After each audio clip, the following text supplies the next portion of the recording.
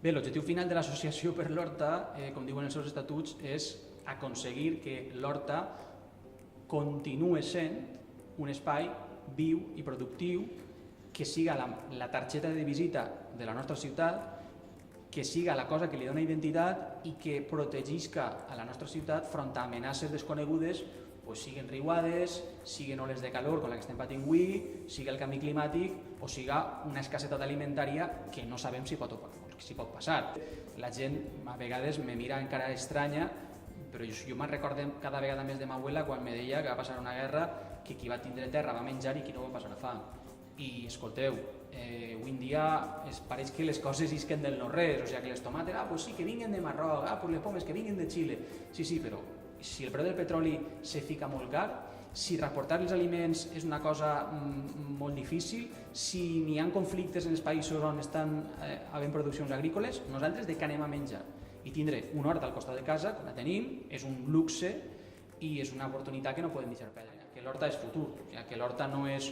un tros de solar per a construir, sinó que l'horta és el nostre bé més important, no ja perquè és bonic de veure, sinó perquè, en fi, com he dit abans, des del punt de vista alimentari i des del punt de vista ecològic, és fonamental per a la nostra supervivència. Moltes gràcies i... Si no t'importa, amb la quiescència de la realitzadora, voldria indicar, ja que tenim així este postre tan bonic, voldria convidar, si és que això s'emet abans del dissabte,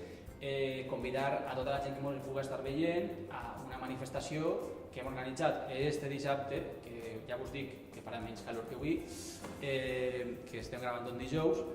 una manifestació per celebrar que des de fa molt de temps, si la ciutadania ens unim, podem aturar els plans insensats del poder.